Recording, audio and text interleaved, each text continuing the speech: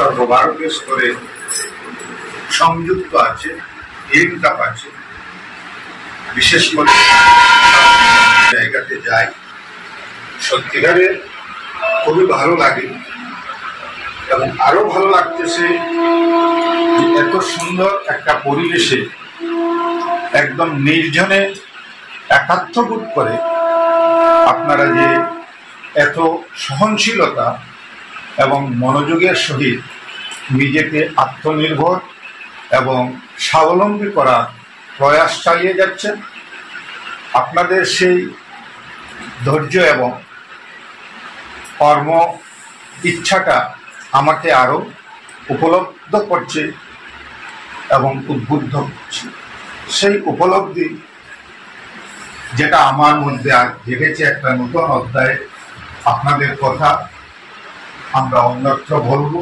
উদাহরণস্বরূপ আপনারা চালিয়ে যান, কারণ এই কর্মের মাধ্যমে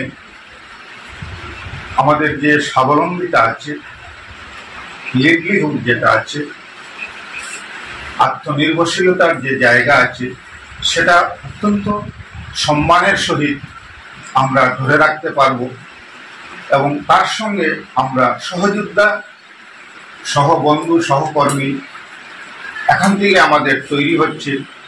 প্রয়োজনে আমরা একে অন্যের সাহায্য নিতে পারবো, কারণ আমরা একটা সুসংগঠিত স্থান থেকে শিক্ষা নিচ্ছি। আশা করি আমি যে কথা উপলব্ধি করেছি এবং আপনাদের সম্মুখে উপস্থাপন করেছি সংক্ষিপ্তভাবে, আপনারা বুঝতে পারছেন। আপনাদের এই সুন্দর জায়গাটা আপনারা ধরে রাখুন, আমাদেরও দেখতে ভালো লাগছে এবং আপনাদের কথা যখন আমরা অন্যত্র বলবো, আপনারা তাদের অনুপ্রেরণা হবে। কারণ এত অঞ্চলে এত সুন্দর একটা প্রতিষ্ঠান ওনারা তিলে তিলে গড়ে তুলেছে। আমি ওনাদেরকে ধন্যবাদ জানাই, কেননা এই কাজটা সহজ না। এখানে অনেক ত্যাগ এবং ধৈর্যের প্রয়োজন আছে, যে ধৈর্যটা আমার ভাই এবং আমার দিদি করতে পেরেছেন বলে আপনারা এত সুন্দর মনের মানুষ এখানে সমবেত হতে পেরেছেন। আজকে এখানে অনেকটা ঘর আছে, সেখানে কিন্তু সেই পরিবেশ আপনারা খুঁজে পাবেন না। এখানে কিন্তু একটা শিক্ষণীয় মন্দির গড়ে উঠেছে। হ্যাঁ, এখানে সেই মন্দিরের পূজারীরা আছে। এটাই সবচেয়ে শুভ লক্ষণ এবং সবার প্রতি আমার শুভকামনা রাখি। এখানেই আমার কথা শেষ করছি, কারণ আপনাদের একটা সুন্দর ক্লাস উনি উপস্থাপন করবে, যেটা থেকে আমিও কিছু নতুন সংগ্রহ করে নিব অন্যত্র ছড়িয়ে দেওয়ার জন্য।